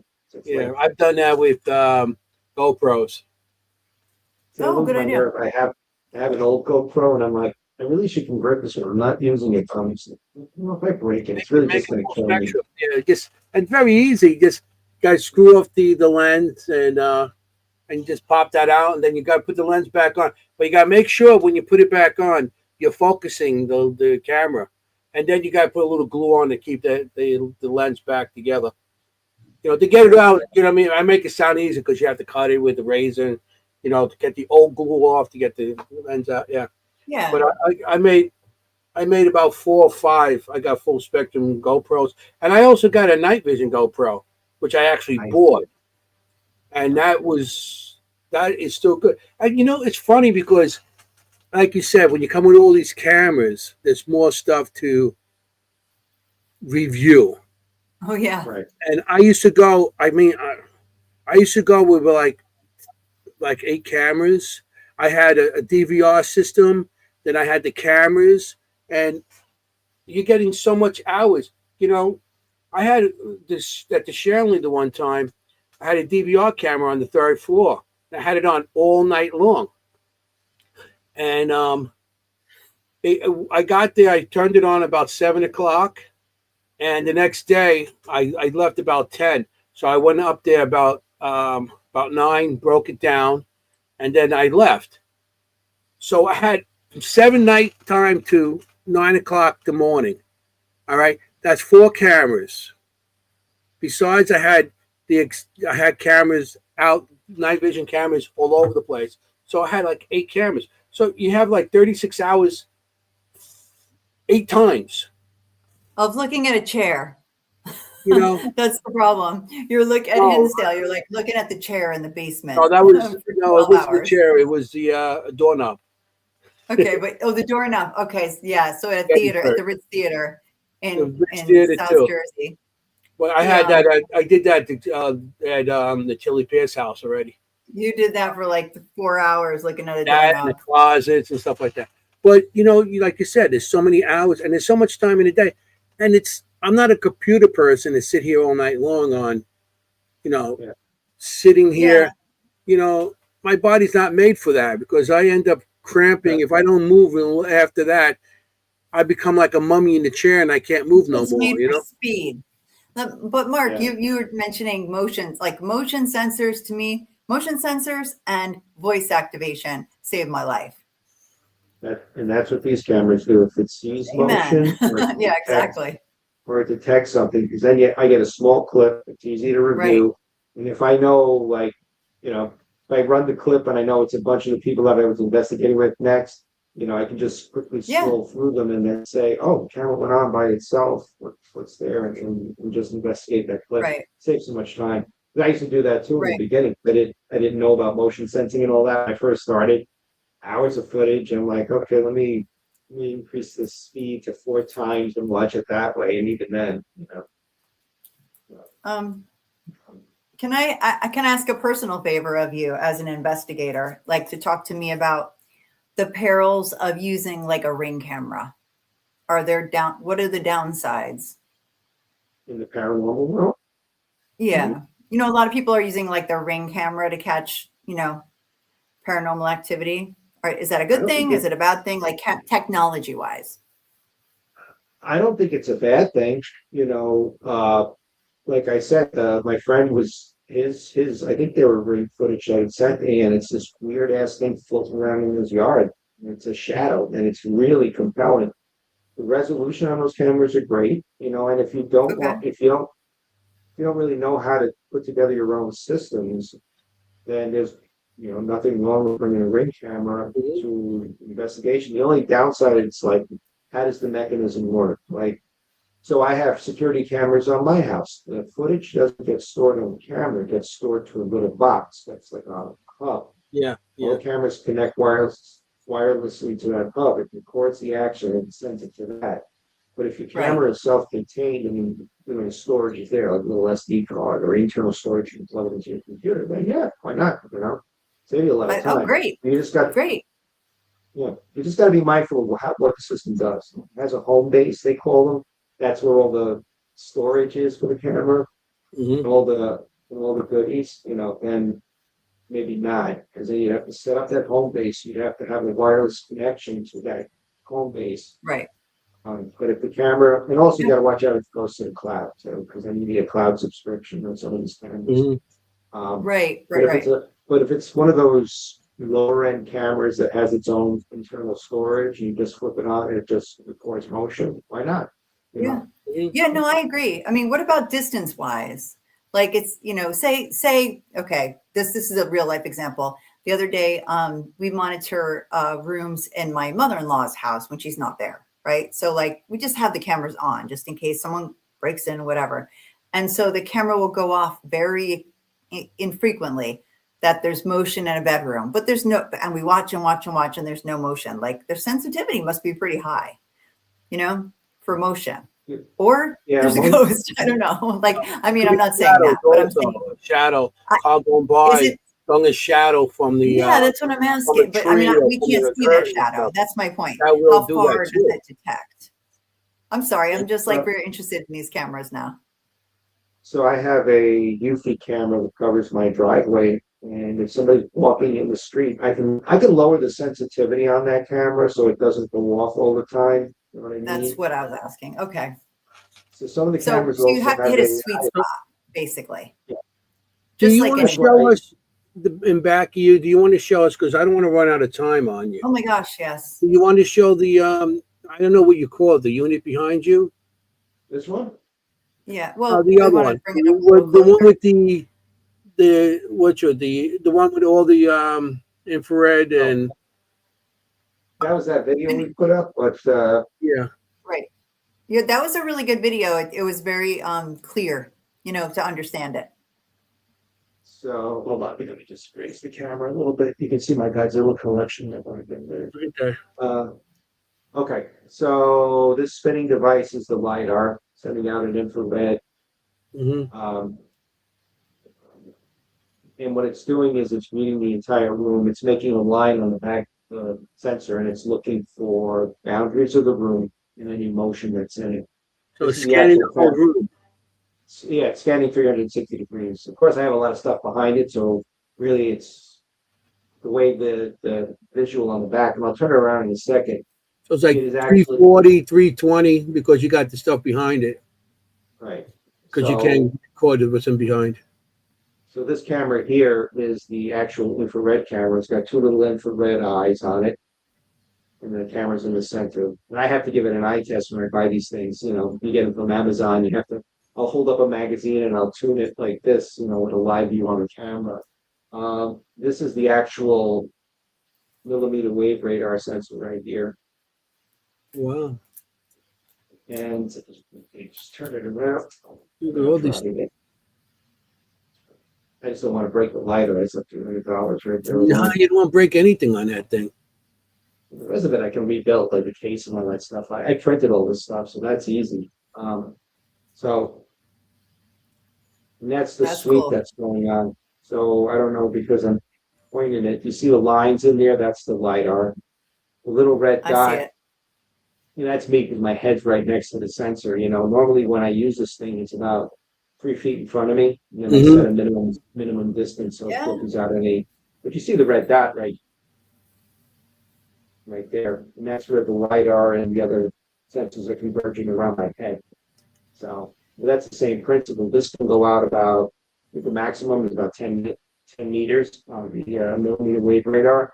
And I can actually control that as well. If it's a small room, I just say, okay, just look 3 meters out by 30 degrees. So these little grid Right. lines, I don't know if you can see it. I'll try. I can't see the grid. Oh, wait. Yeah, You can see it. Yeah. on the video, you can see No, a I little see it. clearer. You can see the grid lines there. You also see the motion of me near the sensor actually setting it off. The other thing I can do with it is, I need the glasses. There's a red light on there's something in your room. No, I'm kidding. It's you. It's me. It's a big head. Picking up your head. It's picking up a head. So look at that. It's floating across the room. See, you see how those lines are moving? Yes, yes. So I can narrow the sweep rate so that it says, okay, only look 20 degrees out from the sensor sides, for instance, and everything else don't show as it got outside of where you want to measure. So that's how you have small room, you have people sitting around that are looking at the screen. Yeah. You filter them out. So you don't have to hit the walls and shut it Right. down. You could narrow the sweep just in front of you. So like I say, it's a long hallway. Just now the sweep for the long hallway instead of hitting the walls. Yeah. You see You how can look narrow in I your can make closet. it. And when you narrow it, does it give it more of a distance? What's that? When you narrow it, does it give it more of a distance? No, the distance stays is the same? controlled by 2 separate buttons, and then it would bring it in. So you can cover a small part of the small room if you wanted to filter out. As I said, That you makes have sense. people next to you and do all that stuff. So yeah. So this one I'm having a lot of fun with, learning how it works. And I've gotten hits at the Chalet Hotel, at Lamson Brothers with it. So I know something is setting it off, and it ain't me because I filter myself out. Yep. So yeah. Yep. Oh, and the other, like I said, this particular arm here is where the thermal camera mounts. So it'll take video, infrared, and thermal. That is very interesting. That's pretty I cool. love it. Hey, I are you going to put that on a rover and start driving that around too? Only this part right here. I would do this little arm here, the Right. sensor. I do plan to put one on the rover, and I don't need the visual because it's going to be doing its That's own true. eventually. Correct. But it will, at a stop, doesn't pick anything up. Moving, motion, thermal, Right. whatever else I can think of. I want to do something with that electromagnetic, but I'm not sure how to do that just yet. Maybe a little tower with an antenna or something like that. This is Steve. I Like love a Tesla coil or something like that? No, Tesla would mess with the electronics because That's true. The static. The eddy Yeah. currents. Well, the eddy currents and all that. You forget that. Yeah, these boards are like $150, and a good static jolt could potentially damage the electronics. So I stay away from that stuff. Plus, if you drive under a power line, you're going to pick that up. Oh, really? Yeah, I remember one time I went to. I don't know if you ever heard of Rockport, the Rockport train disaster. It's in Jersey. You should look it up sometime. There's a train Wait, derailment. say it one more time. Where is Rockport? Rockport? Rockport. Yeah. Where So was long it? story it's in Jersey somewhere. I went there a few years back with somebody. No, there were a bunch of train disasters, but I think I know that one. I know that one that was like near Phillipsburg. I wish we had Kim here because she knows all that stuff. Yeah, she does. She'd be like, "You guys, come on." Anyway, look, we talk about interference. So people, have senses. They've seen figures on the tracks and things like that.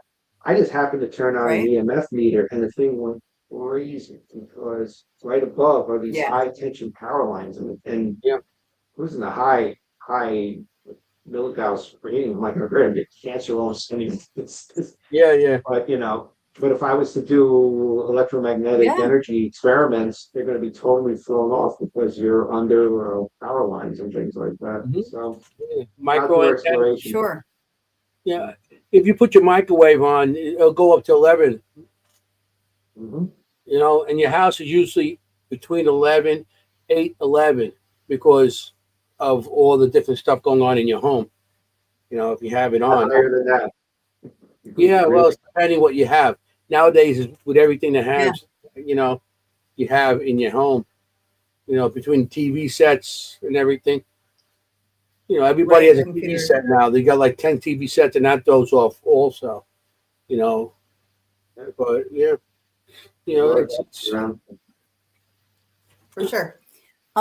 So I know it's getting late, but we have two questions about you that we ask every week. One of them is Kim's question, which I always ask for her when she's working, which she is tonight. She's a veterinarian. She does. She works with horses at the racetrack in New Jersey. Those going to have to be bingo questions, bingo words. Well, no. So Kim always asks, is there a place that you find, and I know you said that you're developing sensitivity, but maybe not opening. Is there a place though that calls to you, that is a place that you love to go to, that there's like Anthoiny is the Shanley for sure. Is there a place that's kind of like your place, a location that you just love?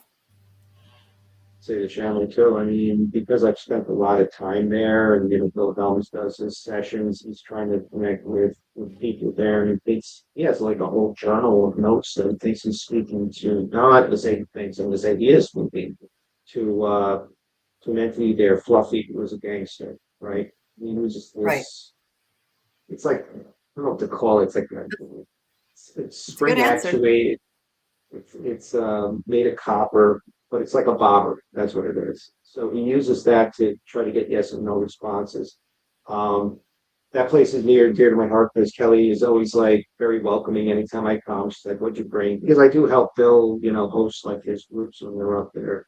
And she's like, "Oh, what'd you bring today to test?" And she's always very interested in the tech that's going out. And, that means a lot. It's like, "Oh yeah, like I think that's cool." Yeah, she loves what you do, loves it. She speaks about you so glowingly every time I talk to her. Great. So yeah, she's great. Yeah. And and she's very nice. Yeah. I would like to go back to the Amsterdam Lighthouse again because I think my work there is not done. I'm thinking that we go together is what I'm thinking, Mark, because Hey, I didn't go last year, and like Milton, Milton, he wrote to me. He was like, "Where are you? Like, where are you? It's been like summer and you're not here." So he's one of I the think we go nicest back. guys. I think we go back together. Yeah, let's do it. If you All of want to us. pick a date, August, I'm there. I usually go in August. That's Anthony's birthday. But yeah, I usually go in August. So, but let's see. I would like to set up a time. I mean, I'll just email him and we'll set it up. But August, we got a lot I of stuff. would I love that place. So, and Anthony hasn't been, so I'd like to bring Anthony. We'll bring some friends. That'd be outstanding, and a lot of the stuff Yeah. that I'm experimenting with now, I didn't have at the time. So it would be great to set this up my and God, light it up yes. where the one thing, don't make fun of me, I'm afraid of heights. So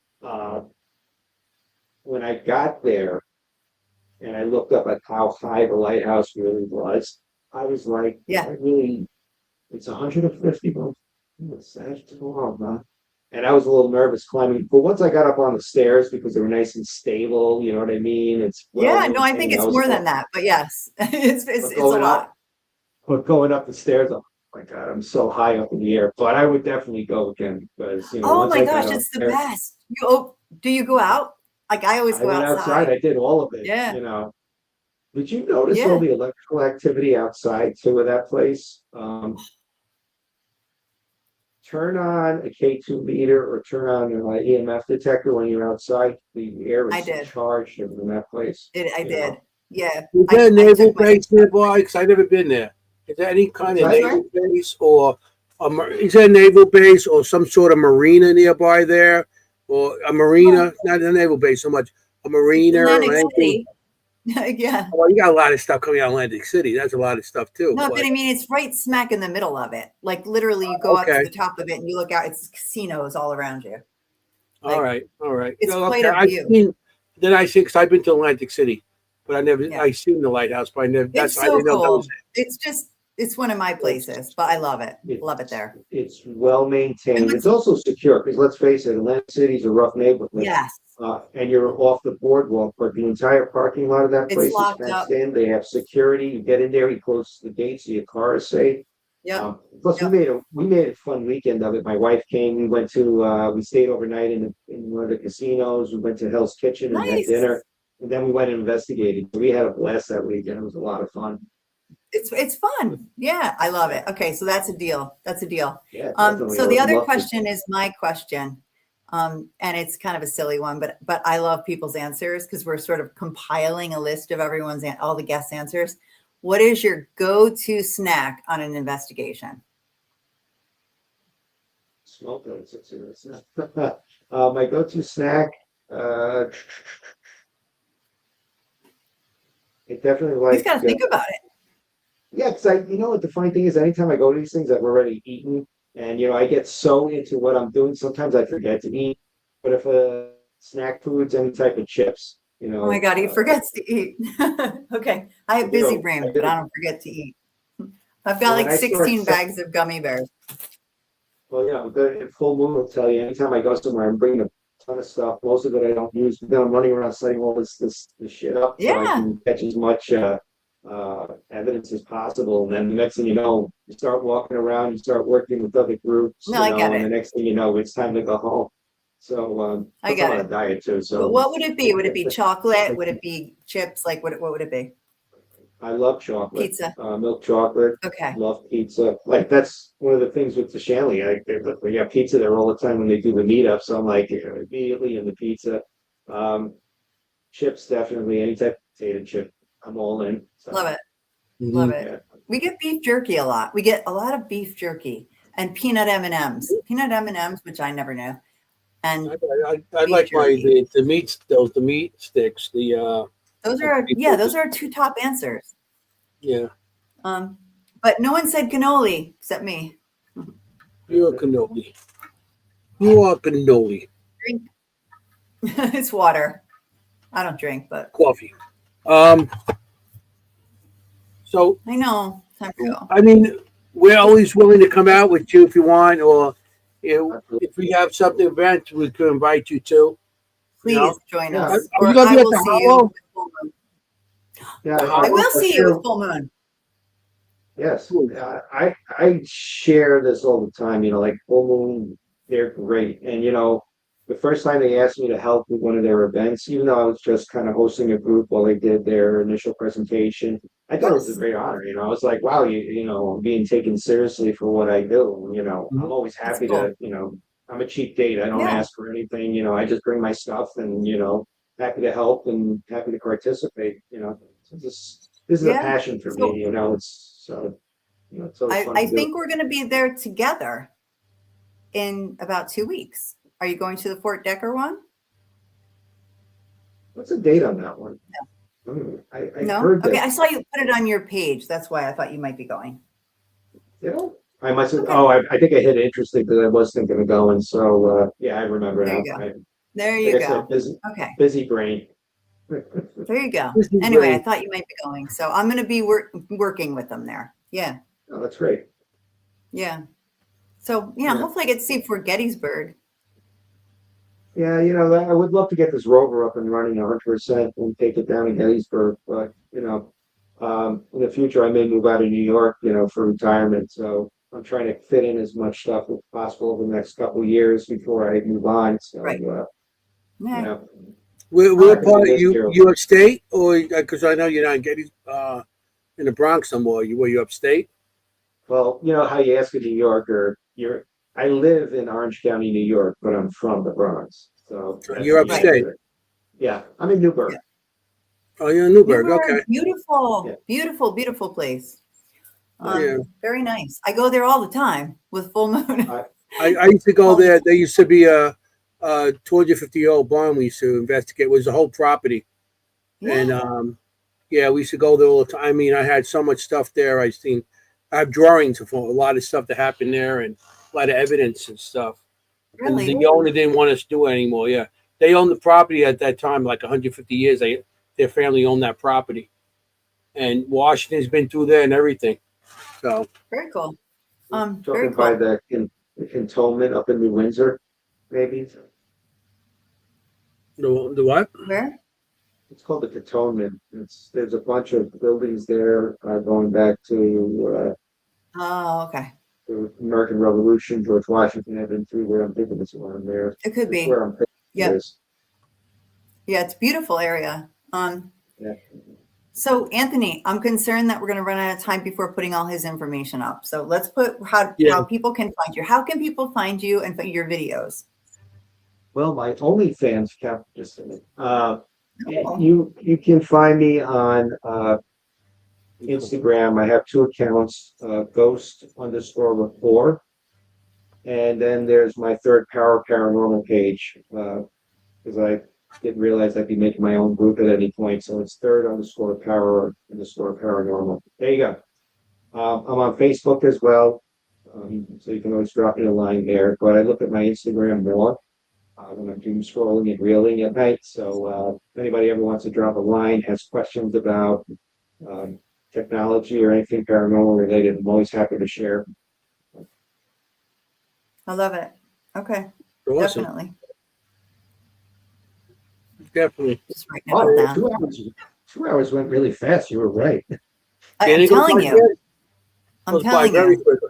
But It goes by so when we end the show, don't go nowhere. Don't click off. Yeah, just wait talk for a little us. bit after the show. Okay. Yeah, no problem.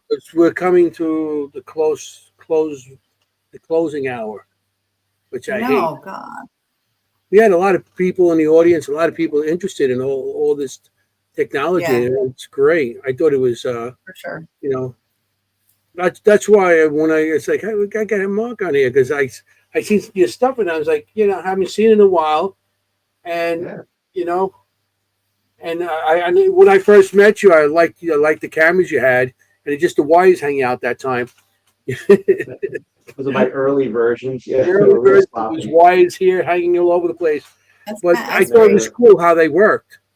I really thought it was cool how they worked. And then I seen you at the place, and we talked, and we thought, oh, maybe we'll get together, and ended up not.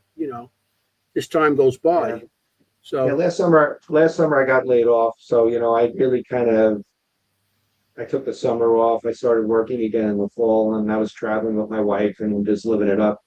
They took care of me when I left. I had a really good severance package, so Love it. I was enjoying life. Yeah, I good. wasn't investigating all that much. And then this year, it's really been strictly tech, and I've been really kind of narrowing it down to 3 or 4 projects that I want to focus on, like my rover, my EVP work, and this LiDAR system that I'm working on. So I've been kind of trial and erroring it, and Full Moon's invited me to a few things. So I'm really glad, if it gets me out of the house to do some investigating and say, all right, get away from your workbench, go have fun doing Oh, it. that's easy. yeah, Prepared, So We can do that. Um, We can get you out. well, That's great. we're gonna really have to end the show. I just want to No, thank you for thank you. I'm gonna have you back. We're definitely gonna see you in the future. I definitely want to definitely. maybe we do some stuff together, and just do stuff together and hang out too. Yeah. That'd be awesome. I want to thank you for coming on the show. I want to my Thank thank you. pleasure. Thanks for having me. Thank you so much. we really appreciate it. That was a joy, really. Okay. I want to thank the audience for their questions, and everybody in the audience they really liked Hanging in what there they were tonight. seeing, Thank and you. I thought that was awesome.